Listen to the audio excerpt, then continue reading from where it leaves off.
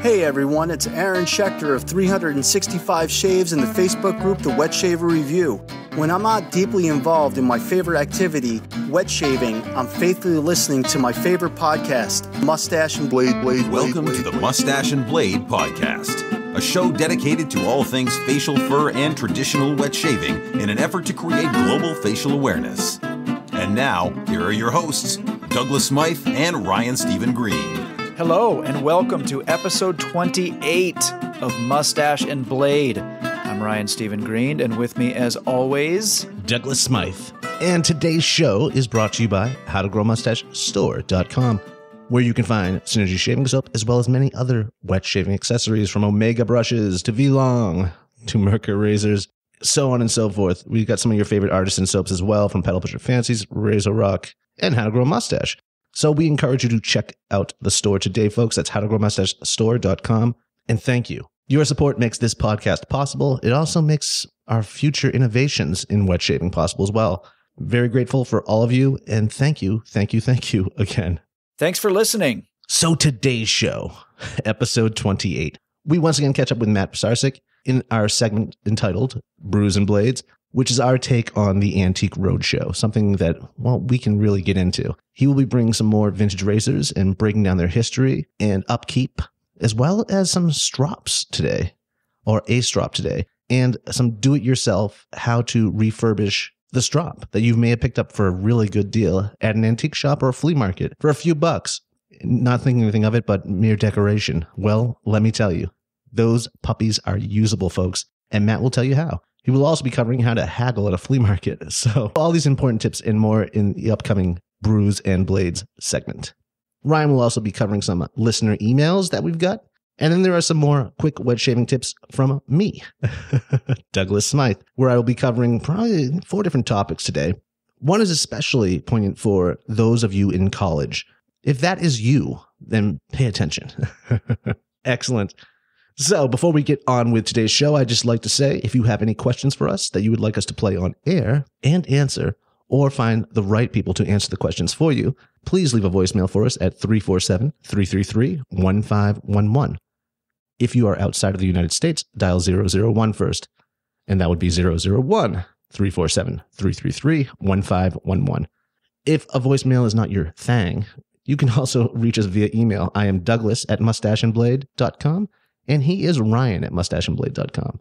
And then we also encourage you to go to mustacheandblade.com, which is not a website, but a pre-populated tweet. All you have to do is hit send. And this helps us get the word out that you are listening to the show, Moustache and Blade. So please, if you get a second, do that today, folks. Mustacheandblade.com. And the last thing I'd like to remind you of is to please come and visit the How to Grow a Mustache G+ page. It's a new forum we've created with a lot of great people involved, a lot of great shaves of the days, a lot of great tips, tricks. There's a lot going on there, folks, with really, again, a great group of individuals there. So to check that out, go to howtogrowmustacheg+.com. And that's plus P-U-L-S. Visit us today, join today, and participate in future pass-arounds, giveaways, and so on and so forth. Excellent. And lastly, I want to say stay tuned for future episodes of Moustache and Blade. We have a lot of great guests coming up in the next few weeks. We'll be hearing from Charlie Lewis of Lewis Razors. We'll be hearing from Larry of Whip Dog fame. And, now this one's big, we will be hearing from Brett McKay of Art of Manliness. We'll be doing a feature interview with him. And this is something, I've been chasing this guy down for a while. And I'm very excited to finally get him on the show. I've been getting so many emails with people requesting his presence. So we're very excited about that coming up. So stay tuned for future episodes of Moustache and Blade. This is episode 28. And on with our show. Wapatula. As you know, we get emails, and I, Ryan Stephen Green, have the distinct honor of reading many of these emails to you listeners, and this one comes to us from Tim of Lubbock, Texas. I've never been to Lubbock, but I love saying Lubbock. Lubbock or leave it. You'll love it in Lubbock, Texas. Tim writes, I'm listening to your podcast from the beginning, and I'm about to start episode 18. In episode 16, you had Charles Roberts on, and I caught that he lives in Austin, Texas.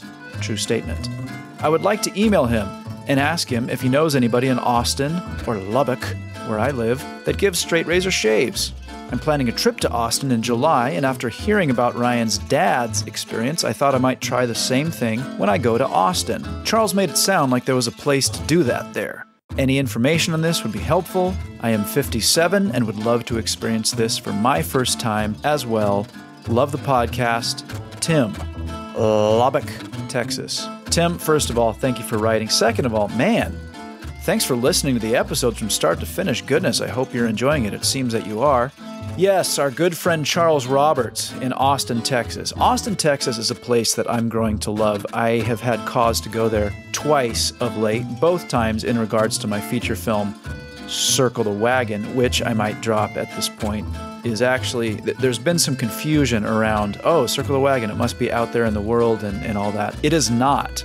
Really, at this point, it doesn't exist except to those who know myself or my partners in crime in making the film, as well as the festival audiences that have seen the film. Now, the festival world is a world unto itself. So, unless you know about film festivals, you don't really know about the films that play at film festivals. So, to clear up this confusion, I'll just state right now that Circle the Wagon has yet to be born to the world, but it shall be born to the world this coming July. Now, I'm going to have more details about this in coming episodes, but we have some events planned in June, and then we have a big release on digital and video on demand platforms in July. We're going to be released on DVD in August. All this and more coming up in future episodes. Let's get back to Tim's email. Austin, Texas. Yes, Charles Roberts and his shop, Enchanté.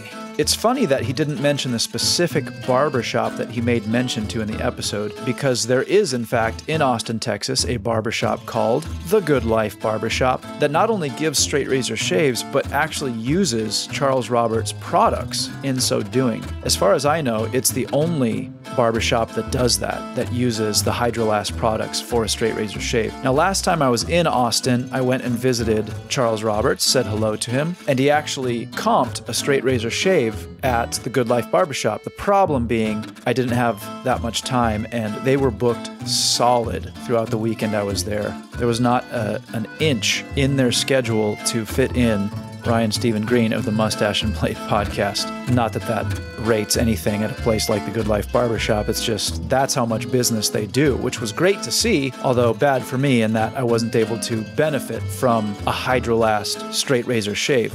But Tim, what I would say is make your way to Enchanté, talk to Charles Roberts, tell him who you are, tell him how you know about him, and then make your way over to the Good Life Barbershop, which is just a couple blocks away from Enchanté, and get yourself a Hydrolast straight razor shave. And once you do, let us know how it goes, both because it's your first straight razor shave, but also because you'll be using Charles Roberts products. Okay, for more information, Tim, you could go to enchantéonline.com. That's Charles Roberts' website, and there's the address of the Good Life Barbershop, as well as more information on his own products. And I sincerely do hope you enjoy your straight razor shave experience. On with the show! And welcome back to another quick wet shaving tip with Douglas Smythe. How's everyone doing today? It's a silly question considering I can't hear you, but let's just pretend that I can. How's everybody doing today? That's more like it. Well, folks, again, I have gathered some questions that need some answering here. These come from listeners, as well as call-ins, as well as stuff I see around the forums. So I'd like to address some of these things and also possibly give you some ideas. And so, that said, I might bring that up first. College dudes that are listening to the show right now, consider this. I know almost every college or university offers clubs that you can join, clubs that you can create, in which you will get funding throughout the year for different things. I'm not sure exactly how much the funding is. It's been a while since I was in school. In fact, we started a group or a club to end clubs. And we got funding for that, strangely enough. So, that said again, start a wet shaving club. Yeah, a wet shaving club to build the awareness of wet shaving, possibly get funding, possibly collect dues as well. The funding that you would receive would pay for pass-arounds, giveaways, and wet shaving conference trips as they come up. It's like a field trip. Or you could create your own field trips to different wet shaving meccas around the country. So, I seriously encourage you to consider creating your own wet shaving club. And get some t-shirts printed too while you're at it. Next, let's talk about the dishwasher. I know a lot of us, when we receive our vintage razors in the mail, the first thing we do is toss them in the dishwasher. We've read this in many places, and it's been recommended many times. It does work. It's a very thorough and fast way to initially wash the razor. But if you have hard water, I made this mistake quite recently, and I do now have hard water in Arizona. I put my entire collection, as I was unpacking from my trip, in the dishwasher. I was very excited to have a dishwasher now, and washed them. The thing is, I left them in there. When I finally got around to pulling them out the next day, there were spots all over them. Hard water spots, I believe, or could have been even soap spots. So, if you are doing this, if you're doing your entire collection, something you're not going to be able to dry off immediately, be wary about using the dishwasher. But if you do use the dishwasher, here are some tips. Have a towel on the counter laid out. Place them on the towel. Then, give them a quick once over with a towel, each one of them. Just like the preliminary drying method. And then, hit them with a hairdryer. Make sure if they're twist open that they're opened up on low heat or high heat. You can experiment with this, but just try to dry them completely. And then move on into polishing if you're going that route next. If you're going to hit them with a toothbrush and really get down to business, there's no need to dry them after the dishwasher. But I just want to bring this up because a lot of us can just throw it in the dishwasher, the gunk, everything's removed. These are just pieces from our collection. We've already done the nitty-gritty cleanup with the toothbrush and all that jazz. It's just something we just want to keep them clean, so we're throwing them in the dishwasher. So that's it again. Dry them. Dry them completely. Towel, hairdryer, and you're good to go. Hit them with some polish. Everything's all good in the hood. Learn from my mistake there. Next, I want to talk about shaving mirrors. Being a shower shaver, I get a lot of questions about my mirror of choice, or people are sending me photos of mirrors that they use or something that they're thinking of picking up. And there's a lot of neat ones out there, and I haven't had much experience with them until recently. What I prefer to use is an extendable shaving mirror. They're very classic. You've seen them in the barbershops, you've seen them in old movies. They're circular, they're on an extending arm. What's great about them is they have a regular side, and then they have a times 2 or 3 or 4 magnified side. If you, like me, have facial hair, or if you just have trouble spots that you really need to see what's going on, it's great to have that magnified side of it.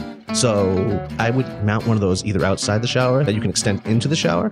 This will prevent it from fogging up as well, because when you're not using it, you just push it outside the shower. Or if you can, mount it in the shower. And again, when you're not using it, push it back the closest you can to the wall of the shower to prevent it from fogging over. These aren't fog-proof, they're not fog-free. You could use the toothpaste method, or the Barbasol method, if you still have any of that kicking around, by just polishing it with toothpaste or Barbasol. There's a few other methods you can find out there on YouTube, I'm sure.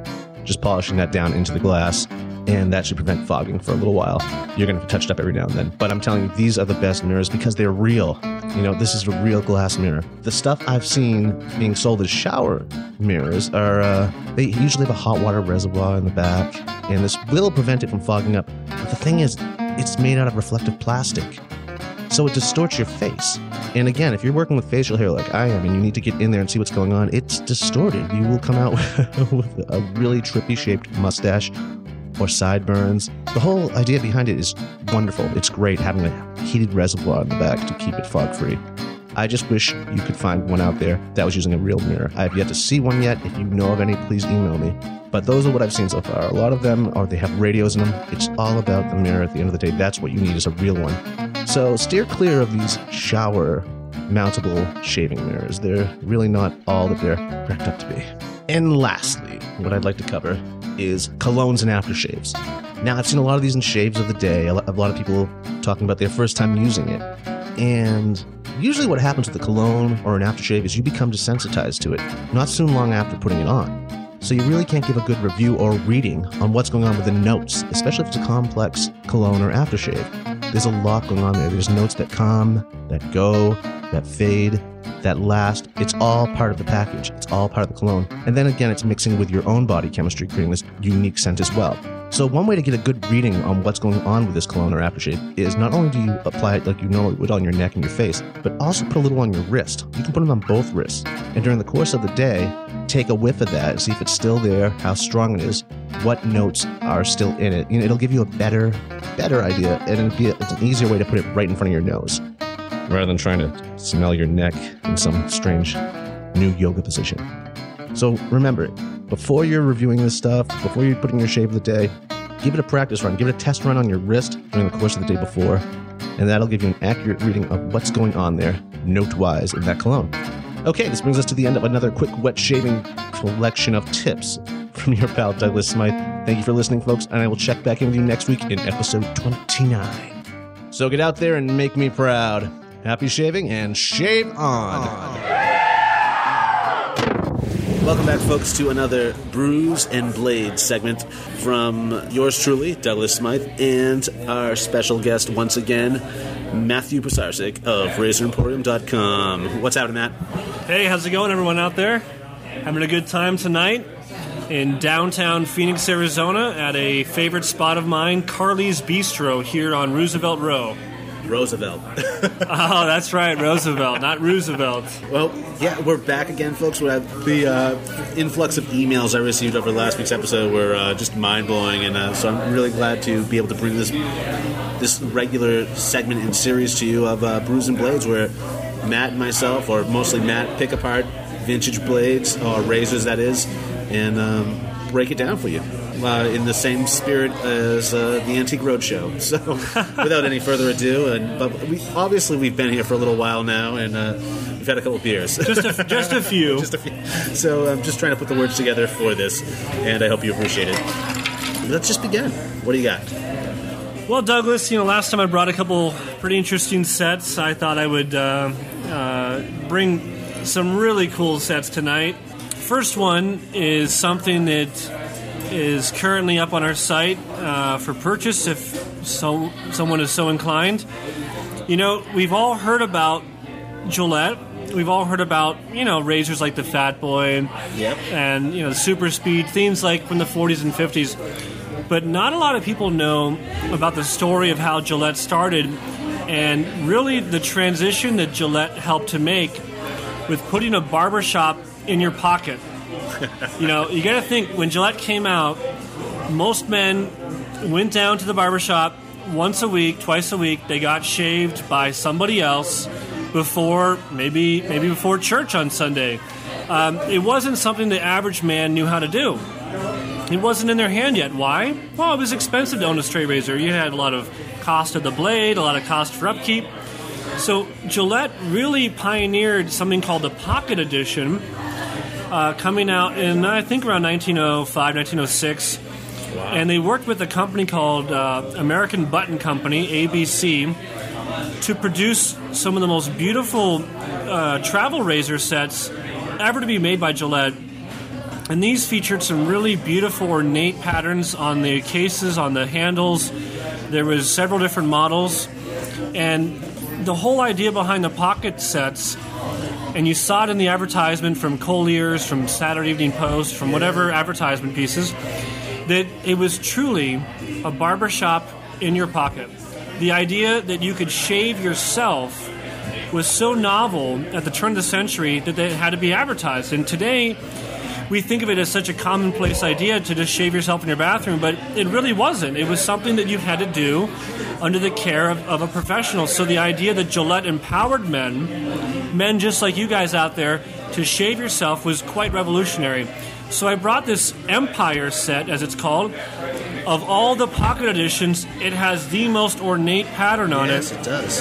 Just a beautiful, beautiful Victorian set.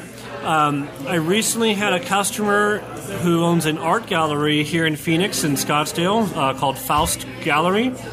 And this gentleman, William, told me that none other than Buffalo Bill owned one of these sets. Wild Bill Hickok? Yes, Wild Bill Hickok owned one of these sets, apparently, says my friend Bill Faust of Faust Art Gallery out in Scottsdale. Yeah. And he pointed it out, and we were looking at this set. This set here comes complete with the original dust cloth made out of cotton. Looking at is that what that is? Okay, I thought when you walked in with that, I thought it was something illegal. No, a little protective cloth. I've seen those at festivals. Yeah. So this set I brought in, I always say it's one of the most beautiful sets Gillette put together in the Pocket Edition series. The handle is very ornate. And the handle and the case were helped to be produced by the American Button Company. So these sets are also referred to as the ABC. pocket edition sets from 1908, 1909. Now, this set has all the original gold plating. It's still in pretty nice shape for something over 100 years old. Obviously has the open comb design, very aggressive razor there. But most importantly, on this set, I purchased this recently, in a collection. And when I opened up the blades, that's always what gets me. Because, of course, the case can look beautiful. Of course, the razor handle can look beautiful. But, man, when I open up these original blade tins, and it has all 10 original blades, and then this Packard's ticket. 1909, February 25th. As Douglas just said, there's a small cardboard or paper piece in here along with your 10 original blades that has an exact date that you can mark on the calendar, February 25th, 1909.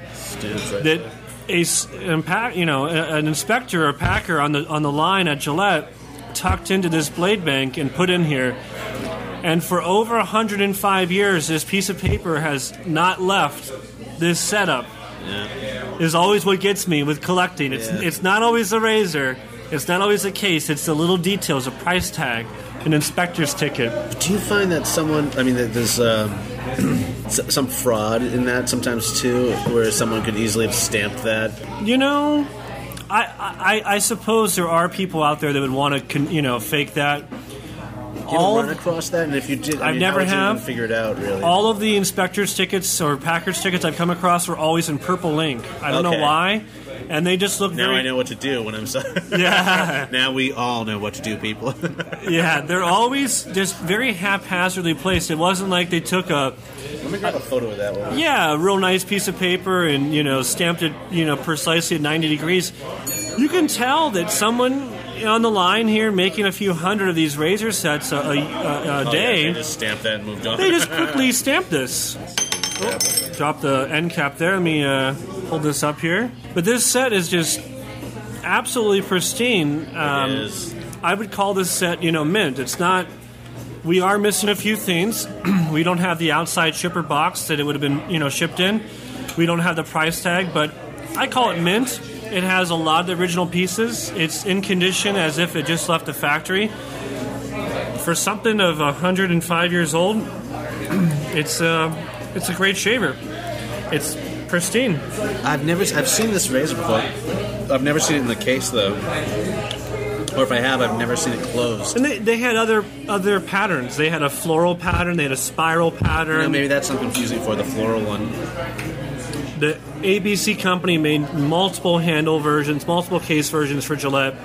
This was the most ornate, the most fancy, the Empire set. This is great. This is something you would see in Newport, Rhode Island, at the Breakers Mansion, on display. On Boardwalk Empire or something? Something like that, yeah. Yeah, that'd be great. This is really just Victorian, up the wazoo. You've seen these handles too, people. You've seen these decorative handles. Very fancy. And this is where they come off.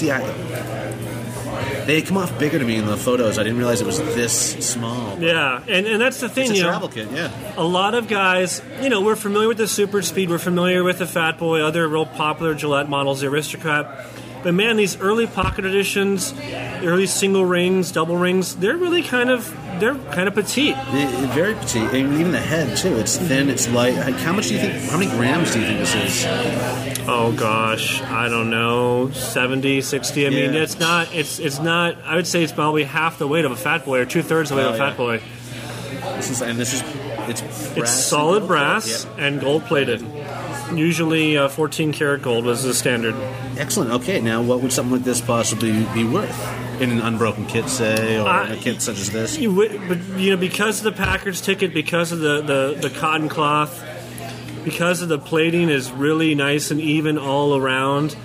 I have a price of $400 for this unit. It does class. You don't have to be gentle with it. Okay. It's heavy. And what's going on the bottom here, man? So on the back here, Douglas is pointing out the fact that it says, and I actually get a lot of customer inquiries about this, it says Pocket Edition, Gillette Safety Razor, and it has all the principal countries of the world, which back in 1909 were really only the major countries, Great Britain, Argentina, Russia, United States, just the highlights, Germany, France. It just has the patent numbers because, Gillette was wanting to not only convey the fact that they were the premier razor company, they did that with things like their packaging being very common to currency. If you look at the old blades and stuff, it looked like currency. Their packaging looked like currency. They wanted to show you the fact that we are patented in all the principal countries of the world. That was a phrase they used all the time. The fact that, just as any of you guys know, to patent something is actually quite hard to do. And the fact that they had already gone out in just the first 5 years of their business, patenting around the world, it added to that phrase, known the world over. Yeah. They were patenting themselves and even put on the packaging of the razor, hey, we're all over the world already. Yeah. Attention. We're not just here in the United States, we're not just here in England. No, we're in every principal country. It almost makes you wonder, was that the concept of that, did they come with that first? Say, okay, we need to get all these patents. And then... Oh, it's a self-fulfilling prophecy. Yeah. You put out to the world that you're the best, and all of a sudden the world says, you're the best. Yeah, sure. So Gillette was very into themselves, and the marketers, and of course the founder, King Gillette himself, knew that they were making an amazing device here. Well, they're at the beginning of the whole, just even the idea or the concept of marketing. You know what I mean? Like, oh God, marketing doesn't really take off and really secure itself in our culture until probably about the 1930s. So to see the action these guys are taking, then it's like this is definitely the forerunners. What happened? They did exactly, Douglas. They did some really early things. Early Gillette ads, like we have on Razor Archive, our sister site. You would see offers, and we see them today so frequently on infomercials. Try it for 30 days, but Gillette was literally telling customers, try a safety razor on us, and it was revolutionary because back in the day, you couldn't go down and buy a horse and buggy on Ford. Right. You couldn't go down and buy a new saddle on Ford, on whoever was making a saddle. You had to invest in things that were certain. Well, safety razors were very uncertain. And so Gillette knew this. They knew that this new technology, this new way of lifestyle, of shaving yourself in your bathroom with this barbershop in your pocket, was so new and novel that they had to get people to try them out. Right. And so they would say, write to us and you get a free set, try it for 30 days, try our blades. So they started some of these early forms of marketing like a subscription. Hey, write to us, we'll send you a free set. If you don't like it, send it back. Yes. Early marketing.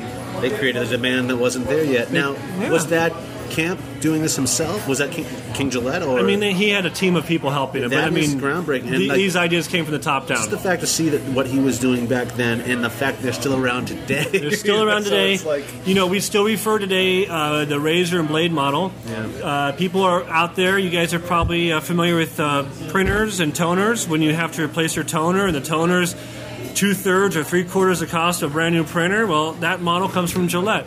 The same thing with car manufacturers. Right. You buy that $10,000 or $12,000, $15,000, $20,000 car, and over the course of the life of that car, you're probably going to put another $10,000 or $15,000 into it, just in parts. Yeah. That same model exists today, and Gillette kind of invented it. Yeah. They were really on the forefront. In fact, if you guys have seen any pictures of our office at Razor Emporium or my private collection, before I collected a single razor, I actually framed up and collected advertisements. I loved the marketing mentality of Gillette before I even fell in love with the razors. Yeah, as do I. I really, it's great to walk around your shop and see all the old ads. Because for years, that's what I would do. I would even. You had a print shop, so I had a print shop. I would do reproductions, but I like old instructions. Old instructions I find fascinating. The language, the illustration. Sometimes it's just the ideogram alone. Colors. It's just aesthetically pleasing to me for reasons unknown. Well, they're beautiful. They are beautiful in their simplicity.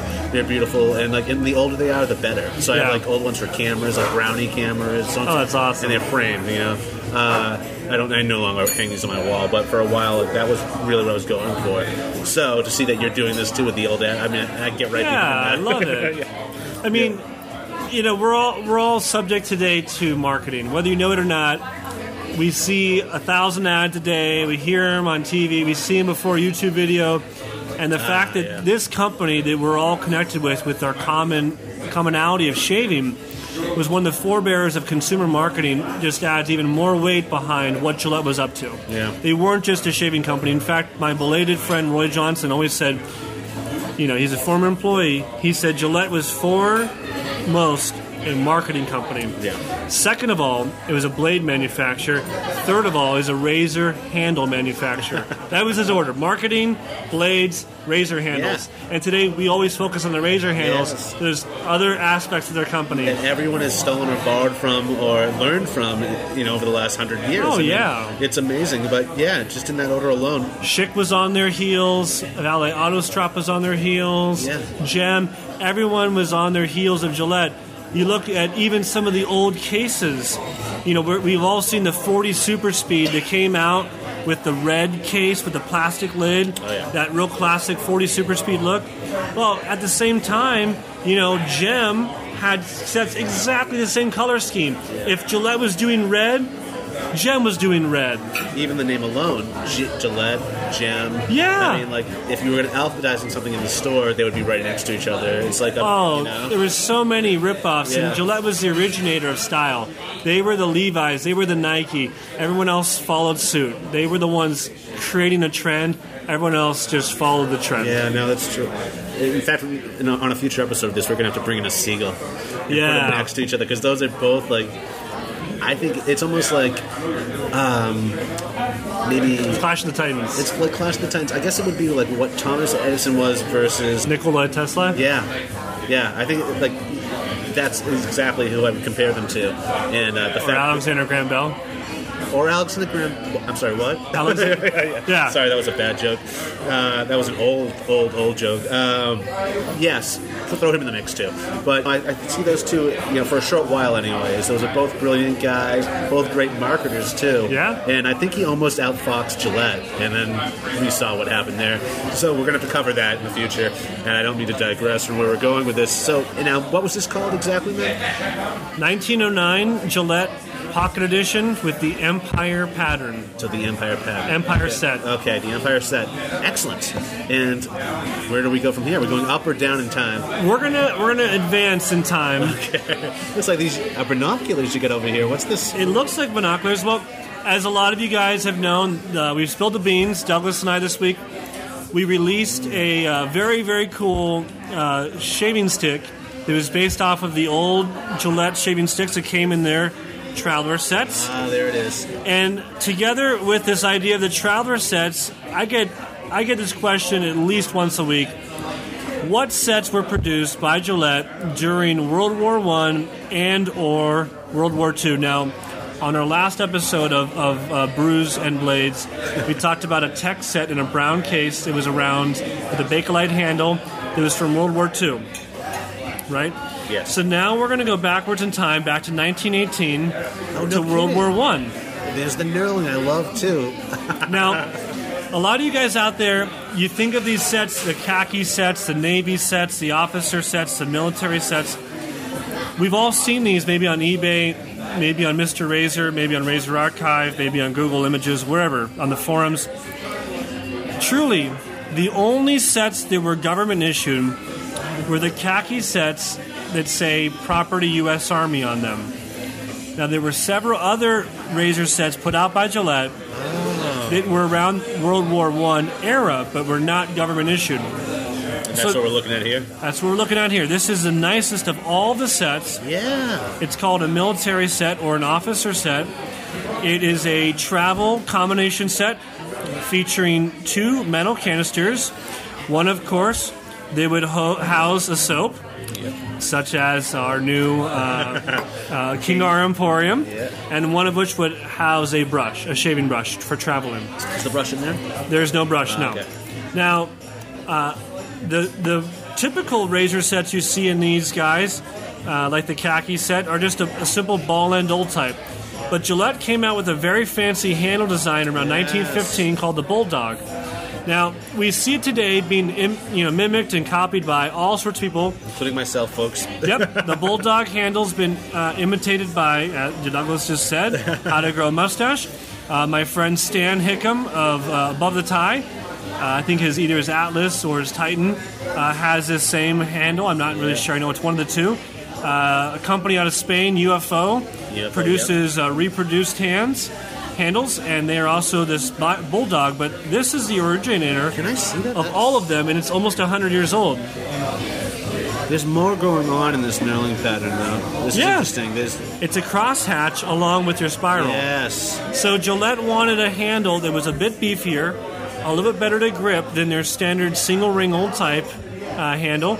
So they produced the Bulldog, and it was immediately popular and has since been produced, as I just said, and reproduced by makers from all time. Including Mercer. I mean, even Mercer. Everyone's taken the Bulldog handle and reproduced it, but this was the original razor in your military set.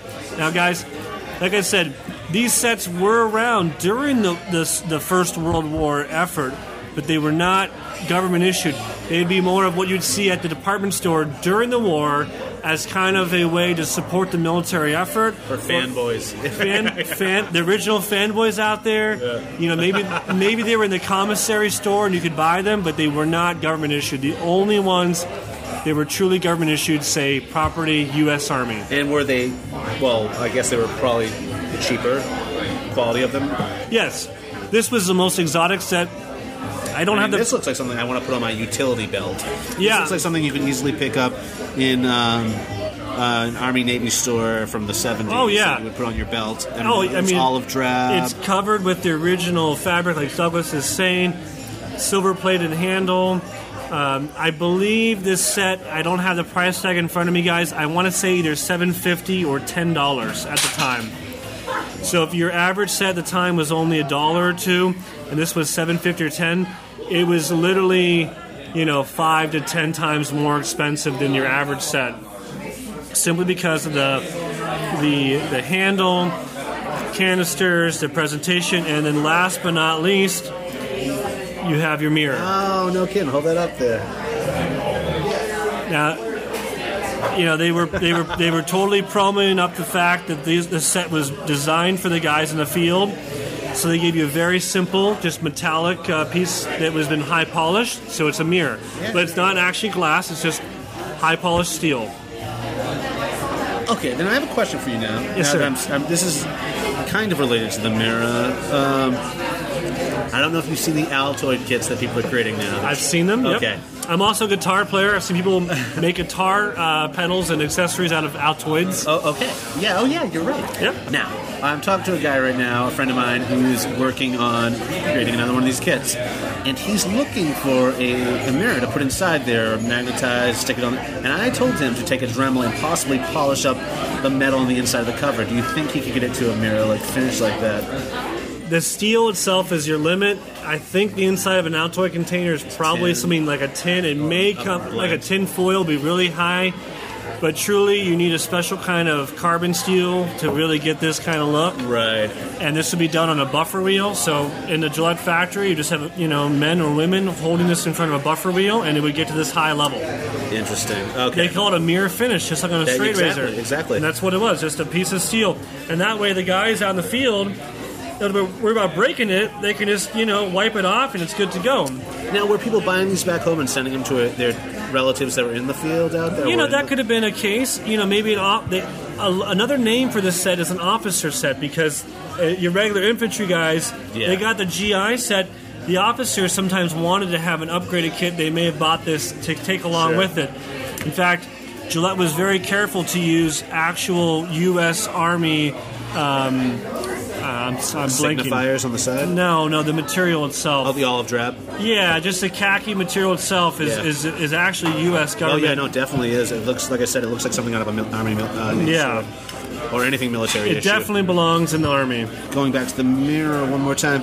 Sure. Was that in the military issue? Yes, the khaki set that's government issued does come with a mirror. Okay. And you actually... That's great. You could signal a helicopter with that also. Yeah. I mean, They even came, in the original khaki sets came with 2 little pins up in the corners to be able to hang your mirror from a tree. Oh, good. That's interesting. And the old ads actually showed that. It's funny because, again, going back to the Altoid container, my friend is working on one. I told him, have a brass tack in there. Yeah, brass tack. So you can pin it there with the mirror, and I must have indirectly stole it from. I mean, I've seen these. I've seen them, for many years now in the phone, but I never stuck with me. I never realized I was directly ripping them off when I told him to do that. Okay, it all makes sense now. I'm a ripoff. We're going to be doing, and just to give you a total spoiler, guys, we're going to be doing a video for the Razor Emporium YouTube channel coming up for Memorial Day. We're going to be doing a quick YouTube video showing all the different military sets from Gillette. Oh, really cool. Yeah, we get this question all the time. People show a khaki set or they'll show a set. They'll say, hey, is this from World War I, World War II? And I just want to help set the record straight. We'll be doing a video special about the different sets really produced. Cool. That is really Cool. Any of this stuff, I mean, you're hitting so many different parts of history, the war history, military history, U.S. history, Razor history. Yeah, no, it's really, I mean, especially just the history, just history alone. It's so big in that, and it's so, I mean, how long were they putting these out for, really? Because I feel like I've seen these, like, they were really versions. Only from about 1918 to maybe 1920, 1921. Really? That's a few years. The Bulldog handle itself was put out for a much longer period of time, but this combination was really just during the World War I era. That is amazing, because these, I mean, honestly, if these tins weren't here, I would personally have a hard time dating this outside of the kit. You know what I mean? Like, it's just really, a lot of folks don't realize how many classic designs we're still using to this day. Oh, God, yeah. And we're thinking they're new, seeing them for the first time when we're actually not. I mean, that's amazing. Yeah, Douglas was in my office first time he came out from Boston, and he stopped at Razor Emporium. We had a conversation about Razor history, and I was, showing him some pieces from the collection, and pointing out the fact that so many of these guys today, of course, they're doing great work. Greg from Icon, Stan from Above the Tie, Trade Array, Pills, all these guys, even Douglas himself with his Razor. We're all borrowing themes from the past, and in a way, it's keeping Razor history alive. Sure, it's like anything else. It's like a toast, or we're standing on the backs of giants. Exactly, little homage, and that's another reason why not to have a senseless plug here, but the soap collaboration that Douglas and I did, I was so happy to do this, soap that both was a scent that was Gillette-like, the size that was Gillette-like, and a logo that was, of course, tongue-in-cheek homage to Gillette, because we are standing on the backs of giants here. Yeah, no, it really was. I'm very proud to be a part of that, and I was very thankful that Matt asked me to do that, or very flattered. And those of you that have it and are using it in your vintage tins, bravo. Yeah. Because that's exactly what we intended. Yeah, it fit right in here, right into this set. Yeah, no, it's good, and it's good to be singing again. No, I feel like a part of history, and that's important to me, as I'm sure it is to Matt as well. Oh, yeah.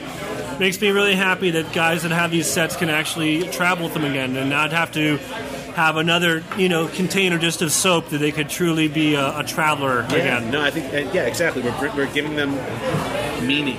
Well, just like Gillette was putting the pocket, the barbershop in your pocket, Gillette, wanted shaving to be on the go.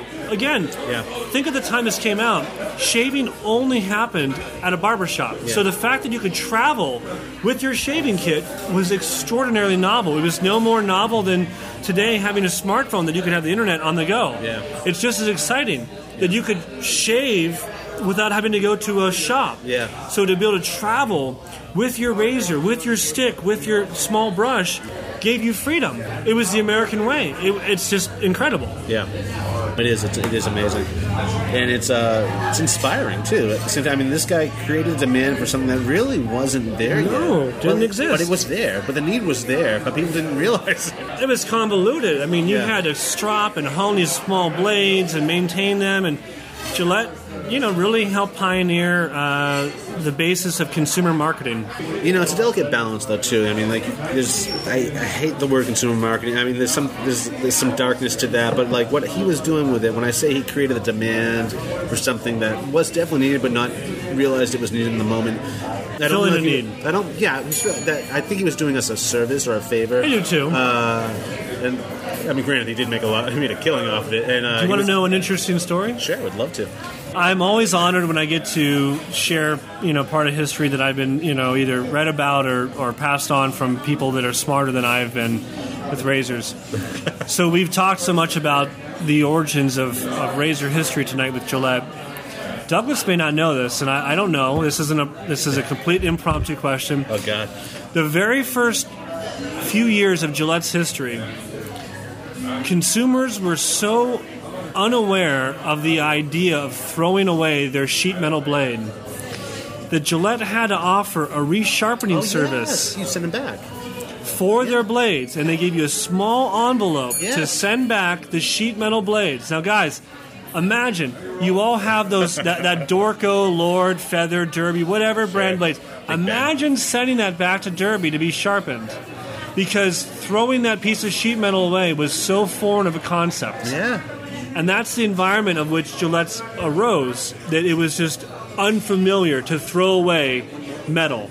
I mean, we live in a throwaway society today, so it's tough to really put ourselves in that mindset. But we would save everything. It wasn't until about the 1930s where marketers started working on obsolescence, on a throwaway society. I mean, pioneered by these guys. Yes. I mean, and it's funny because everyone had these in their bathroom by that time. Yeah, that's probably exactly where the idea came from. Imagine what else. Last episode, Douglas and I talked about a pair of straight razors from the 1700s, and I had a phrase I said, imagine what else you can use from the 1700s. Well, in the same sense, imagine what else in 1905 you threw away. How about glass bottles that the milkman filled up? No. Yeah. How about a saddle? No. How about your tuxedo, your suit, your dress pants, your slackers, your trousers? No. Even your pen. It was, a feather or whatnot. A fountain pen. Ink and a fountain pen. I mean, you just, no. Your glasses, they got a scratch, you'd have them repolished. Yeah. No. Everything. You didn't throw out stuff fixed, back then. Repaired. This was disposable. Very new concept. Yeah. No, I mean, and I coming from New England, being a Yankee myself, we still have problems throwing stuff out. But I mean, yeah, so you're coming out of this mindset of you just don't throw stuff out. So you're coming out of this, and then you get hit by the depression too. Oh, so you have even more reason to hold on to stuff and fix stuff and recycle or upcycle stuff. Well, that gives me an idea for next episode. I'll bring a Goodwill set. Oh, nice. Nice. I have a Goodwill tambourine, believe it or not. But that's another story for another time. So so that's what people are coming out of, and then you have these marketers in the 1930s that have been working on it ever since. Thank you very much. And here we are today. Well, to segue, I don't want to get too carried away with our talk about disposable. To kind of have a perfect segue, I brought something different. I brought 2 Gillette sets here, and I thought I'd bring something different. Today, I brought my last item for Brews and Blades today.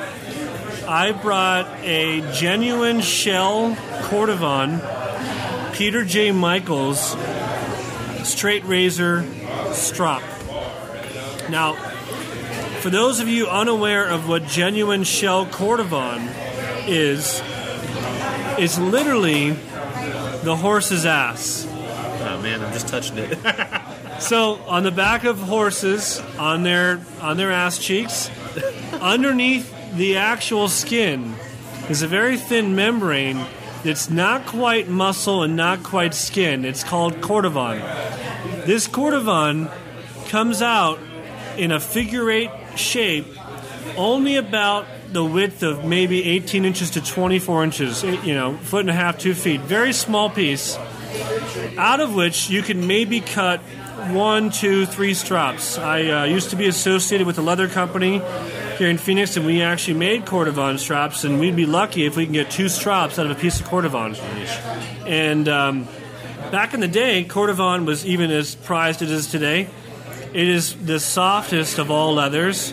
It is the most plush, and it's the most valuable. There's only 2 tanneries in the world that produce Cordovon today, one of which is Horween up in Chicago, America's oldest tannery in our nation. I think they've been in production since 1909, 1910, somewhere in there. Horween? Horween. And they're in Colorado? Chicago. Oh, Chicago. Right. And there's another producer somewhere in Japan that produces Cordovan. Now, a lot of our people out there, maybe animal lovers, and I am as well. Rest assured that Cordovan and most horse leather coming into the United States for processing actually comes as a secondary byproduct from countries like Italy and France that consume horse as a meat, and the United States receives only the hides for purposes of using every part of that animal that was bred and raised specifically for its byproducts. No one's going out there and rounding up wild horses to make this stuff. Even Colorado, they're getting it from Chicago. Yes, even in Chicago, Douglas. So in Colorado, more wine. But yeah, okay, so they're getting it from Yes, Europe. they're bringing it in from Italy or France. Why am I thinking Colorado the entire time? Well, I had a dream about Boulder last night. But they're legalizing all sorts of stuff yeah, there. exactly. Wow. But so Cordovan is just an amazing leather, and it's really considered a skin membrane because it's not really the skin; it's underneath the skin, and it provides an amazing surface for preparing the edge of your straight razor for sharpening. Some consider it the best material. We have stuff like cowhide, like Latigo. We have the sides of a horse, like regular horse side. But this is the creme de la creme, Cordovan. There are some really famous shoemakers like Alan Edmonds. Is it Alan Edmonds or Ethan Allen? Alan Edmonds. Yeah. Alan Edmonds. I always get those two confused. Yeah. Alan Edmonds shoes, some of their higher-end shoes are all Cordovan shoes. Some of the most expensive leather in the world is Cordovan. And I have in front of me a strop that I hand-restored myself from probably around the 1920s, 1930s, based off the fact that the handle says Peter J. Michaels, Brooklyn, New York. Peter J. Michaels, as you guys may know, also made straight razors. And I happened to get this straight razor strop in with a recent collection acquisition. And a lot of guys are out there. I wanted to bring this piece tonight because it really does also have a segment of DIY. I know you guys are out there just like I've been, just like Douglas has been. You've been out shopping for an antique razor, and you may come across a strop. Yeah. And you say, hey, wow, that's a great opportunity. The strop is only $10 or $20. Should I pick it up? Honestly, in almost every case, the answer is yes. Because with just a little bit of TLC, and I'm going to explain it for you, you can restore that strop just as I've restored this really nice Cordovan. When I got this Cordovan strop in, it didn't look or feel anywhere near in a condition that you would want to put your straight razor against it. It was all oily, it was dried, it was rotting. It looked like something that really should just be passed up or maybe put in a display cabinet to look at. But I brought it back to its complete functional state, and it's now for sale on Razor Emporium by some very simple processes. Most of you guys out there I know are handy, and you're familiar with working around wood. And just like how wood is a natural material that needs to be sanded and restored, leather is no different. And if your old piece of leather on a vintage strop is dried or full of oil or wax or stains, guys, honestly, taking a simple piece of maybe, I'd say, 180 or 220 grit sandpaper and sanding it, creating a brand new surface, getting rid of all of that 100 years or 80 years of age, oils, buildup, and then going a bit higher. I started around 180 and I finished at 600. It's going to provide a beautiful nappy surface to the leather, and I say nappy in the sense that now the fibrous parts of the leather really will grab your straight razor edge and really give just a beautiful, clean cutting edge. And it just has a wonderful, suede-y texture to it. And the only other thing I've added to this, besides some elbow grease and some sandpaper, was I used a bit of some oil that is used to help recondition the leather, and it's a simple leather oil, just like you would use on your shoes. Is that what you pick it up at the shoe store? Yeah, or neat's foot oil, like you use on a baseball glove, something to recondition leather. Gloves and that, yeah. I rubbed it in and sanded at the same time, and it leaves you this beautiful finish that's not oily. It doesn't have a residue. New. Yeah. It really does. What about the gold? Like, I hate to cut you off, but like this, I've been looking at this. I just left that. Just that was original. That was all original. The gold foil stamping on the handle, as Douglas has pointed out, was all original. I got lucky with this one, but it's brand new. I love restoring strops because, just like razors, they're beautiful to look at, but unless you can shave with them, that's all they are. They're just beautiful to look at. So I love getting these guys. Form and function is what we want. Form and functional. Yeah. Back into the hands of guys who are going to appreciate them. And all of you guys, I'm not any more special than you guys. You get an old strop at an antique store, take out your medium and heavy, or I should say medium and fine grit sandpaper, a little bit of oil, take 20 minutes, and you can have a beautiful restored strop that won't break the bank. And this is all original, like, okay. Even the hardware, I just did a quick polish. That's amazing. So this is made in Germany, the hardware. Yeah, I just did a quick polish on the hardware just to get it to look nice. And this is manufactured in New York. Yes. As you see, at the top of the strop, the there's a logo, and yeah, you see how waxy, and just you wouldn't want to put your strop on that. No. So I left the top part with the logo alone because you won't be stropping there anyways. Yeah. So I only sanded in the workable area, as it's called, the working area of a strop. This is amazing. Now, Matt, what year do you think this is from? Or do you know this Based is from? off of Peter J. Michaels, I did a little research. That company was around between, I believe, 1915 to 1930, 1940. So, I'd say, 20s, 30s, somewhere in there. This was well taken care of. It was taken care of. This and was probably privately owned, not in a barber shop or anything. No, yeah. It was some gentleman used it.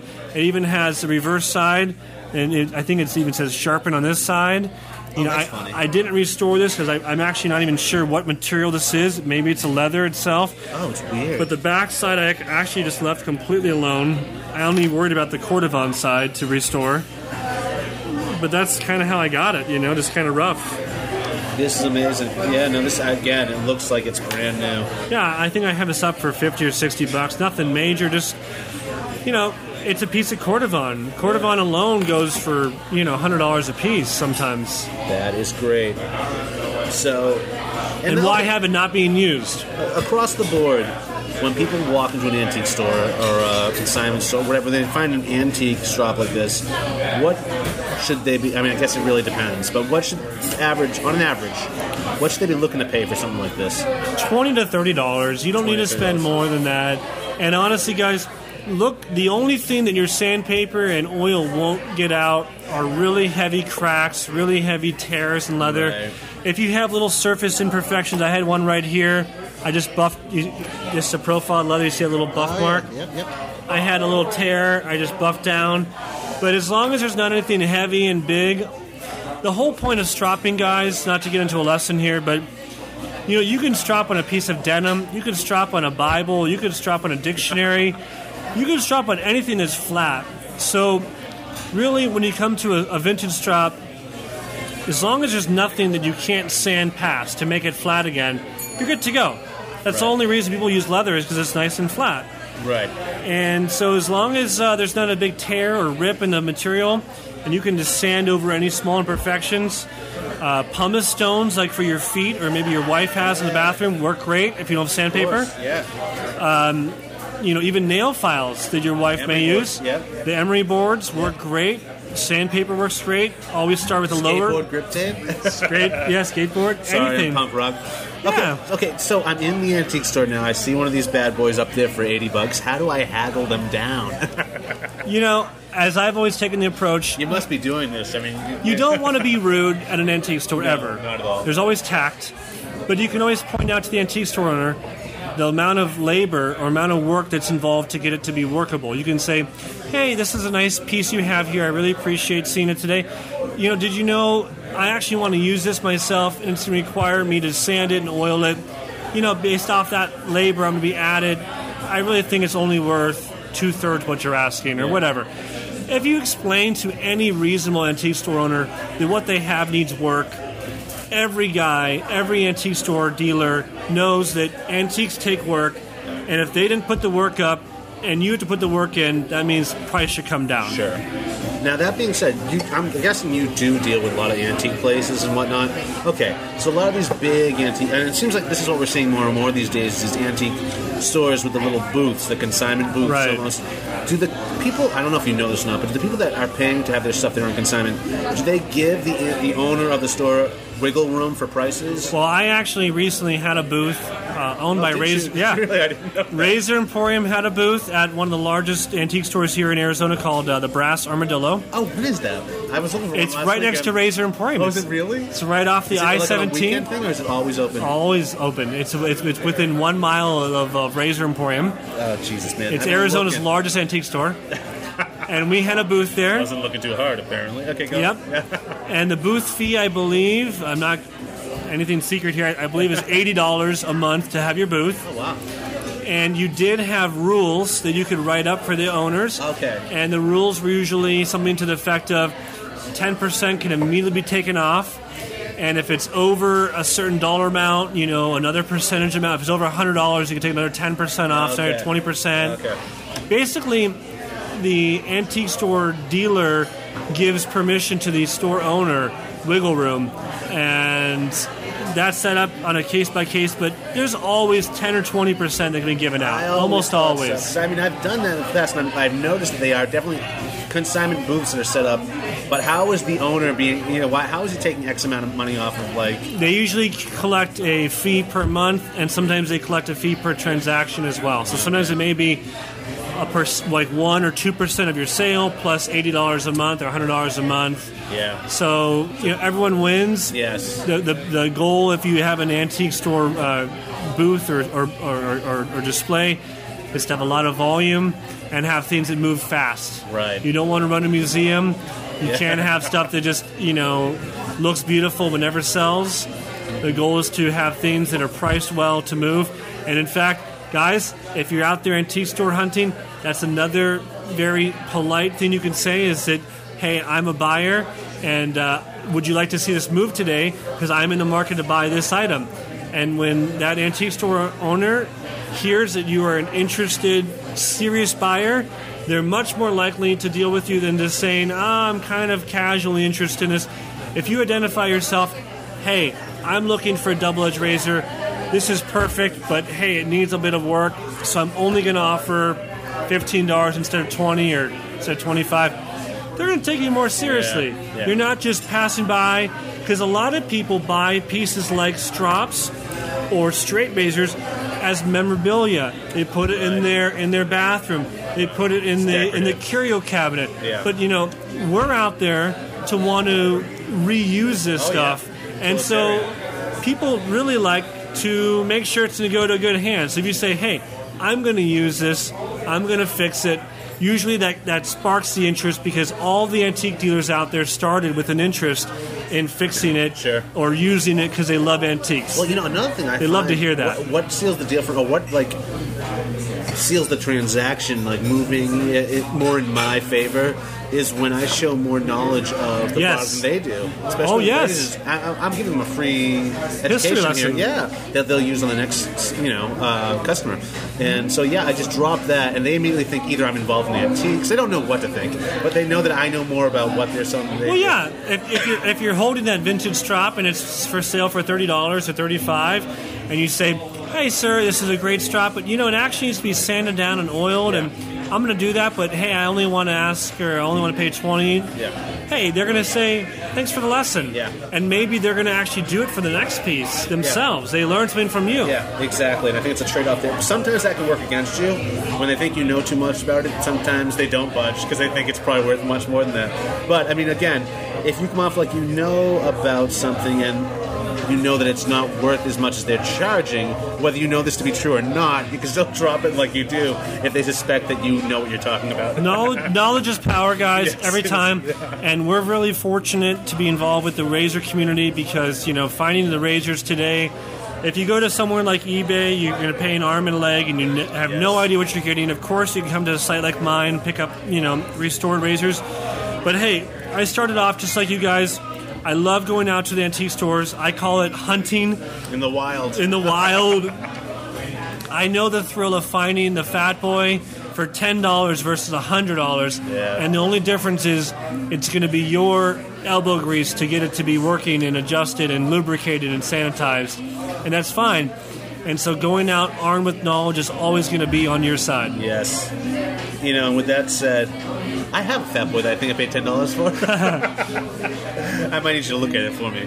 Okay, Matt, so this pretty much wraps up for us. Let's just do a little recap here now. Let's go back to the Gillette. Yep, we have the Empire Pocket Edition. The Empire Pocket Edition, and the going, or what this would normally be worth?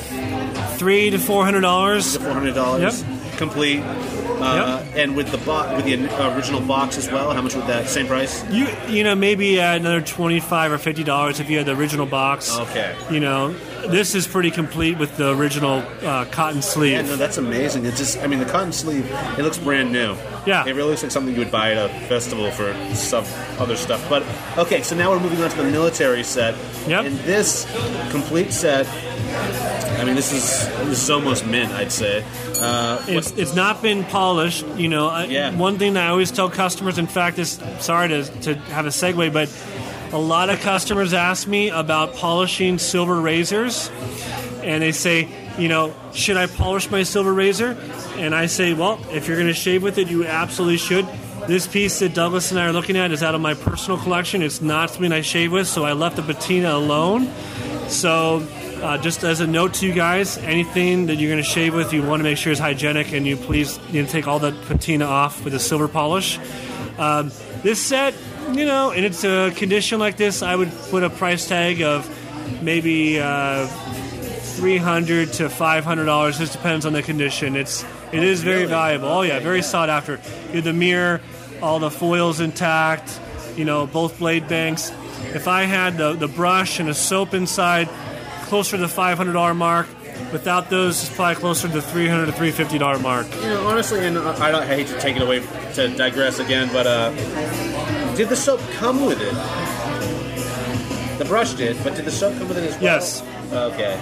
Gillette would always give you everything you need out of the box to use them. Batteries were included, so to speak.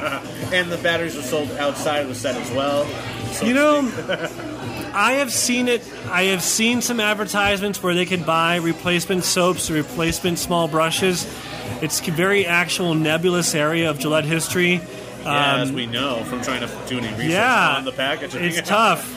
I haven't seen specific catalogs where just the soaps or brushes were listed, so just to so speak. You know, folks, going back to the King collaboration, Emporium. the collaboration that Matt and I just did for our vintage stick soap, is we did a lot of research on the packaging, and there was just a lot of gray area there. I mean, it's really especially for, I mean, we're looking for 1920s, 1910, 1930s. I mean, all we have is ads and catalogs, and very little to go on the ads. Half the time it seemed like the soap was already out of the package. Yeah. Like with just the Gillette logo on it. We didn't know. So we're looking at when we put that together, we're looking at other packaging going on at that time. And there's some guesswork in there. But I mean, it's educated guesswork, but it's more in the spirit of. Yeah, exactly. It's a throwback, and it's a shout out.